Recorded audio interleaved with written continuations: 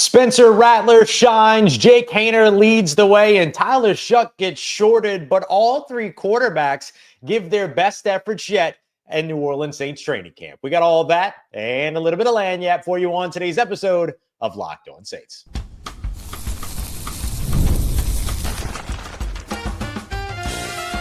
You are Locked On Saints, your daily New Orleans Saints podcast, part of the Locked On Podcast Network, your team every day. What is good, Who Dat Nation and Who Dat family? I am your host, your friend, Ross Jackson, New Orleans native, your New Orleans Saints expert and credentialed member of the media covering those New Orleans Saints as a Saints beat writer over at LouisianaSports.net. And on today's episode of Locked On Saints, boy, does Chase Young look good. Justin Reid helps us understand that we've kind of been looking at the Tyrann Mathieu void probably the wrong way, and we're going to kick everything off with what was the best day for the New Orleans Saints quarterbacks and their targets so far in training camp. We appreciate you very much, as always, whether it's your first time or your next time, being here with us this time, making us your first listen, and being an everydayer as a proud, here on the show, which is a proud part of the Locked On Podcast Network, your team every day. Today's episode brought to you by our friends over at Gametime. Download the Gametime app, create an account, and use the promo code LOCKEDONNFL. You'll get $20 off of your first purchase. Terms apply. The quarterbacks needed a rebound day, and they got it, and it was led by quarterback Spencer Rattler. Now, I want to go through all three quarterbacks here, and I want to be really clear. No quarterback underperformed on Friday, and that's good news. You're going into the third day of training camp. Kellen Moore, New Orleans Saints head coach, said that he felt that it was the cleanest that the offense has looked operating so far. And so he was really pleased with that, pleased with the quarterback play. So I want to be very clear that every quarterback looked their own version of really nice today. But the difference was about opportunity. And that's really where I want to start off today's conversation. So just so that you're aware, Jake Haener got his first team reps on Friday. A little bit of a surprise, if we're being completely honest. Spencer Rattler was with the second team, and then Tyler Shough was with the third team. So I think it's important to have some context here that Tyler Shough only saw 6 team reps, not 16, 6 team reps, and then saw 3 additional 7-on-7 reps. So he only saw a total of 7 snaps during Friday's practice. Now, I'm sure that he led the way during the developmental period after practice and all those other things. They're going to find a way to even those snaps out, whether it's today during walkthroughs and things like that in the afternoon, or of course, in the coming days. The Saints are about to take the day off on Saturday and then go 5 straight, Sunday through Thursday. So there'll be a lot of opportunities to get all the numbers evened out here. But I just thought it was really interesting to see that Tyler Shough got a single team drill throw during this training camp practice. And it was the best throw of the day, a phenomenal ball going across the field as Juwan Johnson was crossing from the right side of the field, working towards the left boundary in the deep area. He had 3 different receivers that were trailing him, or 3 different defenders that were trailing him, desperately trying to keep up with him. Beautiful ball placement over the top by Tyler Shough, easily his best throw of camp so far, but it was the only throw that he had in team drills all day. So it would have been really interesting to see him, if he was on like that, what that would have looked like for an entire practice period. So we'll see. The reason why I bring this up is because if you invest the 40th overall pick and you go and you draft a quarterback, the highest that you drafted a quarterback in the NFL draft in earnest since 1971 in Archie Manning, you know that you're trying to get him out onto the field. Like, we're talking about the quarterback battle between Tyler Shough and Spencer Rattler for the beginning of the season, but we know that eventually the idea is going to be to get Tyler Shough out on that field and have him be the starting quarterback to see what he can be for their future. That's inevitably going to happen at some point. And so it feels like, I get it's the third day of practice, so maybe I'm overreacting a little bit, but I don't know, it just feels like you'd want to get that guy as many reps as you can, and particularly get them with the first and second teams. But look, he got an opportunity to throw to Juwan Johnson, who's a first team guy, and he absolutely made it work. But I think Spencer Rattler was the strongest quarterback of the day, completed 6 of his 6 passes in team drills. Today's work, just to put some context around that, was a little bit more like down and distant. So you saw throws on 3rd and 5, 3rd and long, 1st and 10, 2nd and 5, 2nd and 7, 3rd and like 12, 3rd and 3. So you saw a lot of down and distance work. So there were times where you saw them take a check down, but the check down was the good play to make because it picked up 3 yards on a 3rd and 2, or it picked up 4 yards on a 3rd and 3. You get what I'm saying? And so there's some context to be had within all that. But 6 of 6 for Spencer Rattler over the course of team drills. If you add in 7-on-7s, he was 10 of 10. He had 3 really, really good throws to Mason Tipton. One of them being this big bomb down the left sideline where he caught Mason Tipton with Quincy Riley in coverage, led him just enough. Mason Tipton using his speed, reminiscent of what it was that made him the darling of training camp last year in Irvine, California. And then 2 outbreaking routes towards the sideline and towards the boundary. Spencer Rattler has shown a real proficiency for that timing, getting the ball out on an outbreaking route, going towards the boundary, going towards the out of bounds line is what I mean by that.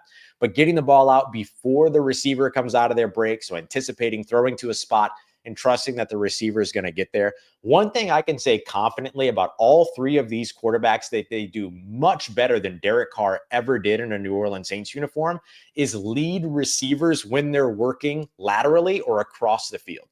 Derek Carr had so much trouble with that, constantly throwing behind receivers in those situations when they're crossing the field, all that. I haven't seen very much of that. I've seen maybe some high throws every now and then. Some of that has to do with what the pressure looks like in the backfield. All those other things, there's a lot of context to it, of course. But one thing that all of these quarterbacks can do, but we've seen a lot from both Spencer Rattler and Tyler Shough specifically, is hitting these guys and leading them as they're crossing the field. Derek Carr could easily get a ball out in front of somebody downfield, right? I'm going to put it out in front of you. You run under it, go and catch it. That was something he was really good at. But there was something about receivers working laterally across the field that he just couldn't. I would never want to watch him play asteroids, right? Because then he's got to shoot where the spaceship is going and all this other stuff. He would be terrible at it. Very dated reference, but I hope somebody gets it. But that's something I think we've seen all of these quarterbacks do. And Jake Haener on his day, 8 of 11, 4 of 4 in 7 teams and 7-on-7 drills, excuse me. And then that made him 4 of 7 on the day in team drills. He had a really nice pass to Mason Tipton as well, who had like 4 or 5 really good plays throughout the day. We also saw him connect with a couple of other receivers that were all, kind of these impressive moments and everything too. He had a really great throw on a quick slant where he stepped up in the pocket as the pocket collapsed around him, kind of stepped up and was able to get the ball out.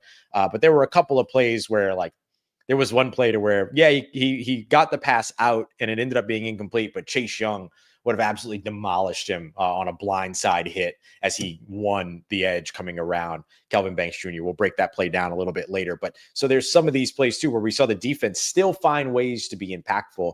But for the most part, it just feels like the quarterbacks needed a bounce back day after the defense really dominated in the red zone drills. And this was really the first day that we saw the Saints offense successfully open things up and kind of get the ball downfield and get some of those big highlight completions and things like that. So I'm all about it.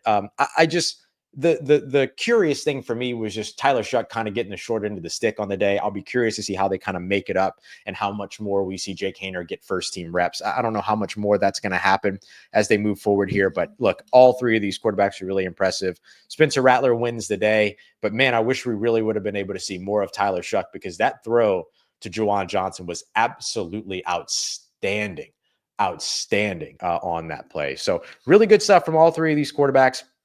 And really good stuff from a few of these young wideouts too. Mason Tipton looked really good throughout the day. I absolutely loved the play of Rashid Shaheed today. There was a slant that Spencer Rattler hit him on that created some yards after catch opportunity, and he just got out there and just completely blew past the defense. It was Julian Blackman, the newly signed safety, who made a diving attempt at the ball, ended up not being able to get there, but then boom, and then he was gone. It was great. It was a really, really nice play for Rashid Shaheed. We also saw another touchdown. I think I can safely say 2 touchdowns for Spencer Rattler on the day. The first of which being that Rashid Shaheed catch and run. The other was kind of this 30-yard touchdown pass and catch from Spencer Rattler to Michael Jacobson down the field. Michael Jacobson continues to find ways to have an impact. So, all right, coming up next, I want to turn the page, no pun intended, as I sit here with all my papers, but I want to turn the page and I want to take a look over on the defensive side. I think we might have been talking about the void left by Tyrann Mathieu. All wrong. And a big reason why is Justin Reid. Let's get to that next as we continue on with today's episode of Locked On Saints, part of Locked On Podcast Network, your team every day. Today's episode of Locked On Saints is brought to you by our friends over at Gametime, the best place to go to buy all of your last-minute tickets. If you're somebody like me, every now and then you're traveling around, stuff like that, you could pull up the Gametime app, search by city, see what's going on, and buy last-minute tickets to that event. Sometimes folks save up to 60% by buying their tickets last minute over on Gametime. I also love their all-in pricing, which you can toggle on so that there are no surprise fees by the time you get to checkout. There's also zone deals where you can save even more. You just pick the section and then Gametime will pick the best seats for you. There's a ton for you to check out over at Gametime today. So don't wait. Take all the guesswork out of buying tickets by downloading the Gametime app today. Download the Gametime app, create an account, and use the promo code LOCKEDONNFL to get $20 off of your first purchase. Terms apply. Again, create an account and redeem code LOCKEDONNFL for $20 off. Download the Gametime app today. Last minute tickets, lowest price guaranteed. All right, family. I think there's a good chance that we've been looking at the Tyrann Mathieu or the void left by Tyrann Mathieu's departure all wrong. And I've been talking about it all wrong. So I wanted to come back to this because after speaking with Justin Reid a little bit today, one of the biggest question marks that I had around the retirement of Tyrann Mathieu or dealing with the retirement of Tyrann Mathieu is how you were going to fill the leadership void and who's going to step into that role. And I was evaluating the leadership abilities of Jonas Sanker, the rookie, looking at the veteran safety and Julian Blackmon that was brought in, kind of curious about where Jordan Howden fit in and all that. But I was wrong. I looked at it the wrong way. That's Justin Reid. Duh, Justin Reid's that guy. And there were some things that he talked about that I thought were really, really interesting in his post-practice presser during his media availability, where he talked about what his responsibilities are on the field. So now transitioning from leadership in terms of leadership in the locker room, but also leadership going into things like on the field and helping players dictate what it is that they should be doing on the field. Basically, Justin Reid laid it out that some of his responsibilities over on the defensive side don't just include making calls and helping people see things on the field, which is going to be very important, especially in this zone match defense, where you're going to see things like pattern matching, where you're trying to match the route concepts as they come off the line of scrimmage, but also vision matching, seeing what the snap looks like, or what things look like pre-snap versus post-snap, all that. I think that there's a lot of that he's, of course, going to drive the communication for. But the other thing that I think he's going to drive a lot of the communication for kind of took me by surprise when he was discussing the idea of like, hey, he could actually send the linebacker to blitz if he wanted to. He could make the decision to blitz if he wants to.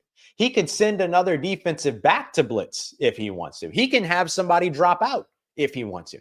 So Justin Reid sounds like he literally has kind of the marionette strings to this defense when on the field in terms of what he's in reacting to what he's seeing from the offensive look on the field and being able to make a decision based on that about what his defense should do about it. And that to me is really, really, really interesting. And a part of this defense that I hadn't really heard about or considered going into this point. And so the big thing that we're looking at is the idea that they're going to be able to make those types of adjustments. So if Justin Reid, who's seen a lot of offenses across the NFL, sees something on offense like, a 3-by-1, so 3 receivers on one side and a pass catcher over on the other side, and then they end up having some rules or ideas in terms of how to react to that, he's the one that is calling that, right? He's the one that's making that adjustment. He's the one that's pushing that forward. So I just thought that was really interesting because now the focus really becomes not finding the replacement for Tyrann Mathieu, but really just finding the guy that's going to be next to Justin Reid. There's no replacing Tyrann Mathieu, but Justin Reid coming in already as a fresh face, already learning everything new, already getting in a situation in terms of in terms of how he's going to be able to learn the new defense and what he's going to be asked to do and all those other things. Nothing's really like out of bounds for him because nothing's going to change for him. He wasn't here, right? So everything's new as he walks in. And so I think that that's the big thing that we're going to be looking at. And so I'm really, really excited to see what that's going to look like with Justin Reid. I think he's a uniquely intelligent player. He can see and has seen a lot in his game. And he really gets the opportunity here to be able to kind of build on that, right? Take that knowledge and turn that into production on the field, not just for himself, but also helping to get his teammates in position to succeed, right? And to be able to make plays and all those other pieces. Is that all going to come together right away in 2025? Not flawlessly, right? But is that something that you're going to be able to start to lay as a foundation and then eventually allow Justin Reid to kind of train up some of these other guys that end up, being able to step up at that position in the future? That's a great situation to be in. So I think the Saints look to have kind of like short-term and long-term plans when it comes to all of this. And so I think that that's all excellent. I'm going to go into cornerbacks in just a moment, but I want to take a look at the rest of the safeties and just kind of let you know that like what we expected is kind of what's happening. Jordan Howden right now is spending a lot of his time next to Justin Reid. A big part of that also in terms of that battle is going to be Jonas Sanker, the rookie who was drafted this year out of Virginia. He's been taking a lot of those second team reps, but I expect that eventually, he'll probably crack first team and get some opportunities there. Justin Reid was highly complimentary of Jordan Howden, saying that they've got a great relationship on the field. They got good chemistry on the field and they communicate really well. I think all of those things are going to be really, really important. He mentioned that communication and consistency were going to be the most important things for the safety that lines up next to him, because he's going to be kind of making all these calls. So he's got to be able to communicate with these guys, right? And so you've got to be able to do that. So that's going to be a big part of it. And then, of course, Julian Blackmon, who's got 7 interceptions in the last 2 years. If you can get that kind of ball production on the field, certainly you want to do that. And so he'll be involved in that conversation as well and competing to kind of hold down that spot next to Justin Reid. And then also has the veteran experience, 5 years in the NFL, having seen a lot of things, everything like that. So you could feel a little bit of how that could be valuable next to Justin Reid as well. But it's so interesting how much I know I went immediately to like, oh, well, Justin Reid's there, and now the Saints have to figure out who's going to kind of step in place of Tyrann Mathieu, when really like Justin Reid kind of steps in place of Tyrann Mathieu, not replacing Tyrann Mathieu, but steps into that role. And then the other safety, the younger safety, steps up into what would have been Justin Reid's more complementary role. So I think that that's a really good place to be, because if you want anybody to step into Tyrann Mathieu's role, Justin Reid's probably the guy that you tap. So that ends up working out for all of that. All right. Cornerback wise, what I wanted to kind of update you on, because some folks have been asking about that. The starting corners have not changed so far. We've seen Quincy Riley on the outside and Alontae Taylor on the outside when it comes to like base sets. But then when they go to nickel, obviously Alontae Taylor moves into the slot. And then Isaac Yiadom is starting over on the outside. Quincy Riley, the young rookie who got his first interception and got camp's first interception on Thursday. Goodness, the days are all starting to run together.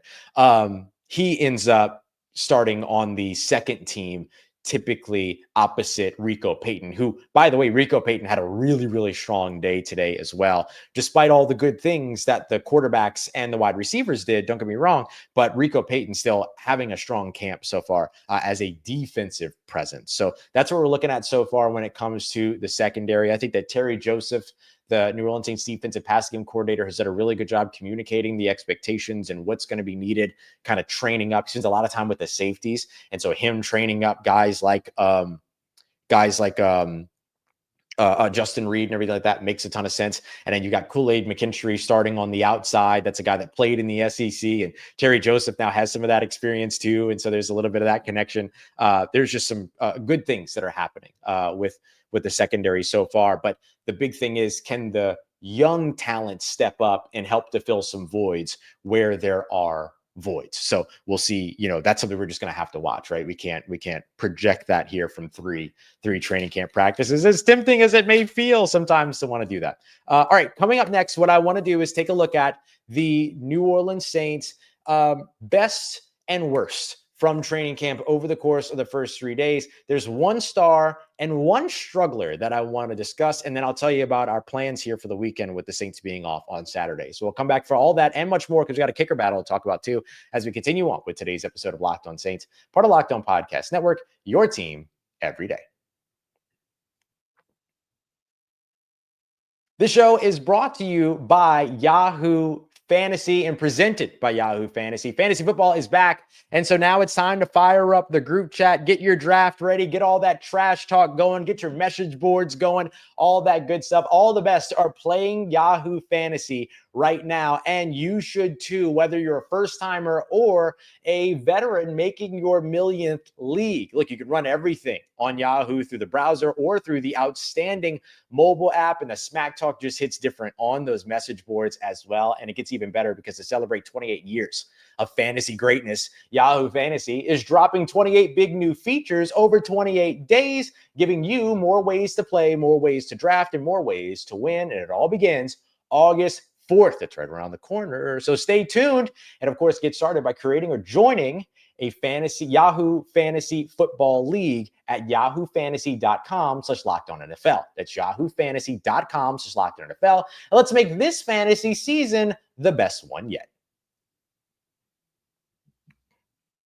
Let's get it, Who Dat Nation. I've got the best and a little bit of struggle for you that I want to go through today. And I want to dive into a couple of other things as well. We got the visit for Noah Fant that I want to take a look at, what Juwan Johnson had to say about it, and of course, get you with the kicker battle. And then I'll let you know what we're going to do this weekend since the Saints have a day off during a weekend. I just want to give you some programming notes on that. But Chase Young looks really good.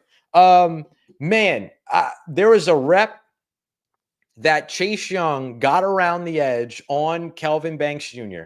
that nearly took Kelvin Banks Jr. to the ground, which you don't see very often for him. Kelvin Banks Jr. so far has been pretty impressive. But getting around the edge on him and really getting, less than a foot away from Jake Haener, who was kind of dropping back, was about to start scrambling, everything like that. It would have been a blindside, absolute demolition of the young quarterback by Chase Young, who of course is enormous. And it was probably one of my favorite defensive plays of the day. And Chase Young, remember, he impressed me during OTAs. He impressed me during mini camps. And so far, he's been standing out here during training camp. And I would say that he's standing out through the first 3 days of training camp early this year more than he did early at UC Irvine. At UC Irvine, he stood out during last year's training camp because of how big he is and just the physique and all these other things. But I think that the next piece to his game is just going to be finishing plays at the quarterback. And there is absolutely no doubt to me that he would have finished that play at the quarterback because Jake Haener did not even see him. There's no way. He came so quickly around that corner over on the left side of the offensive line that there's no shot that any quarterback would have been able to do much outside of maybe Lamar Jackson or somebody with elite pocket presence. And there aren't a ton of those guys in the league. There are some of them, but not a ton of them. And so for me, Chase Young was a standout during camp last year, and he actually produced well during the season. He just didn't finish plays at the quarterback, which is what he's got to do. 5.5 sacks last year. But he had 73 pressures, which was a career high for him. So if he can turn 4.5 more of those into actual sacks this year, then all of a sudden we're talking about him a very different way. Juwan Johnson said that he's been speaking with Chase Young quite a bit because they'll go into the cold room together. And he mentioned that, a lot of people have been given a lot of crap about, Chase Young's contract, but he feels very sure that Chase Young is going to be able to rise to the occasion and make that contract worth every penny. He's got to finish plays at the quarterback in order for that to be the case. There's absolutely no doubt about that. But in terms of what it is that you want to see right now during, non-contact, non-padded football practices, so far, so good when it comes to Chase Young. And I'm going to be hard pressed to not give that any credit. On the other hand, I've seen some concerning things so far in the offensive line and Trevor Penning at left guard. Brian Brzee has been a terror for Trevor Penning. There's been a couple of reps now to where Trevor Penning's gone to the ground trying to stop Brian Brzee on the interior. And then today it happened again, but this time with Nathan Shepard, who absolutely demolished Trevor Penning at the line of scrimmage right after the snap and got a near immediate pressure right there up against Jake Haener too.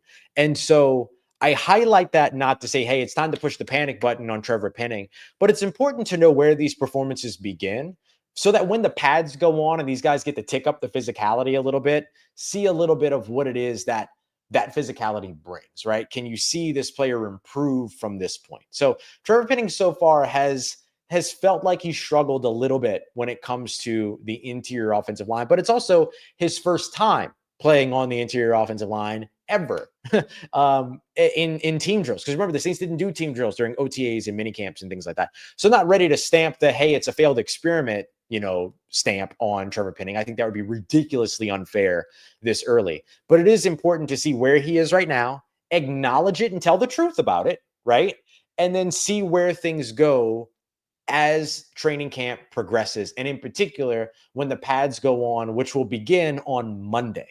So that's where it is right now. Don't panic. It's might be okay. It might not be okay. We don't know yet, but that's the big thing that I'm watching right now. That's kind of some of the sort of biggest struggles that I've seen so far on the first team offense and defense, which is of course what I want to focus on here. It's Trevor Penning kind of getting his feet worked out and getting things underneath him and stay there. So I think that that's the thing that I just want to highlight, and then we'll see and we'll continue to track. But that's a place where I think maybe there's a little bit of a concern so far. All right, a couple of other things that I want to highlight for you. After Charlie Smith missed 3 field goals on Thursday's practice, going 2 of 3, we got to see Blake Grupe again on Friday. He went 5 of 5 his first day. He went 4 of 5 today, making 1 field goal from 49 yards, but then missing the second field goal from 49 yards. And that was right as it started to get a little bit of a downpour going. And then, of course, unfortunately, it stopped raining like almost immediately after he had missed that field goal. So write it up to whatever you want to write it up to. You can account for the weather. You can choose not to account for the weather. It doesn't matter. But out of, making 9 of his first 10 kicks, he's off to a really, really good start. So that's kind of where things are with the kickers so far. Meanwhile, Charlie Smith will get his next opportunity on Monday, but starting 2 of 5, he's going to be trying to close a gap a little bit. The Saints are going to be bringing in Noah Fant for a visit Friday afternoon an evening as we're live here. And we'll see. I think that Noah Fant would be a great addition by New Orleans, but Kellen Moore is going to have to do, I imagine, some good sales tactics in order to get Noah Fant to say yes, if there exists interest after the visit, right? They could bring Noah Fant in and kind of go, never mind. You know what I mean? We don't know. But there is something that is to be taken seriously about the fact that Noah Fant visited with the Cincinnati Bengals and then now is coming to visit New Orleans. And one of those two will probably have the leg up in the conversation, considering that one of those teams has Joe Burrow and the other one doesn't yet. I don't know. Will Joe Burrow be long for Cincinnati? I don't know about all that. And I think Joe Burrow could be interesting. Anyway, we'll talk about that in like 2 or 3 years if Joe Burrow ever becomes available. But anyway, for Noah Fant, I do think that he would be a good addition. 3,305 receiving yards over the course of his career. Has been somebody that has been a bit of a mismatch nightmare for opposing defenses. Too fast for linebackers, too big for safeties type. He has been dealing with some injuries and things like that throughout his career, but was pretty healthy during his time with Seattle in the most recent couple of seasons and everything. And so, I think that if you're looking for somebody that you're going to potentially sign on a, not necessarily groundbreaking deal here and roll the dice and see if he can be a piece for you, then I think it makes sense, because it's not like you're going to ask Noah Fant to be out there for 80% of snaps or anything like that. He's going to see 40, 50, 60% of snaps probably at most. And so unless there's an injury. And so I think that there will be something to watch there. Is he going to be signed by the New Orleans Saints this weekend? I don't know. We have no idea. I do expect though that he'll probably leave the visit without signing a contract. That would be the wise thing for Noah Fant to do, at least make teams kind of bargain, see if there's anybody else where you can go and visit and all those other pieces. But Juwan Johnson kind of talked about this and he said, hey, he'd love to see Noah Fant here in New Orleans because he feels like adding talent to the room makes the room better. And so if you have the opportunity to do that, then I think you have the opportunity to figure all of that out. So I think you absolutely roll the dice if it makes sense, and go for it. And so in order for it to make sense, you have to have the role available for him. He's got to be able to fill that role. And you have to have a contract that makes sense both for the team and the player. You don't want to overspend in this situation. The other thing is I think Kellen Moore is going to have to sell both a short-term and a long-term kind of vision. And so if there is going to be any situation here where you do land Noah Fant, it's probably because Kellen Moore did a phenomenal sales job with his vision, his offense, and how Noah Fant can fit in. But outside of that, right now, Saints have the chip stacked up against them if the competition of the Cincinnati Bengals actually exists. Again, just because a visit happens doesn't mean that the interest remains mutual. Things might not have worked out great during the visit or whatever. And so we'll see how things go now that Noah Fant is set to be and possibly present here now in New Orleans. So we'll see where things go. All right, coming up for tomorrow's episode, the Saints are off for Saturday. So we won't have an episode on Saturday. I'm going to go find a pool and be in it. I'm going to relax. But Sunday, you'll get 2 episodes. The Saints are back at it on Sunday. And so you have an episode in the morning, maybe some Noah Fant updates at that point. Otherwise, we'll kind of recap the first portion of Saints camp these first 3 days. And then we'll be live again Sunday night. Monday, live in the morning, or not live in the morning, sorry, new episode in the morning, getting you ready for everything that's going to go down when the pads go on Monday. And then myself, Dylan Sanders, John Hendricks, and of course, former New Orleans Saints wide receiver Lance Moore will be all live Monday night at 9 p.m. reacting to what we've learned over the course of the past few days. So that gives you everything you need to know for the next couple of days in terms of what to expect here on the show. We appreciate you very much, as always, for being here with us. I want to give a quick shout out to some great folks, to Avery and Carson for all the great work that they did, keeping everybody comfortable and safe out at Saints training camp. And then to my guy, Paul, for saying hi. It's been excellent getting to meet people. As always, please say hi if you see me. All right. We appreciate you very much for making us a part of your day, part of your routine, for saying yes to me and the show. If you see me, please say hi. And if you need anything else around your New Orleans Saints in between these episodes, make sure you follow me on your favorite social media at Ross Jackson, NOLA. Hit me up. Know how the family's doing. Let me know how you living. Let me know how you momming them. And trust you, that nation. I'll holla at you.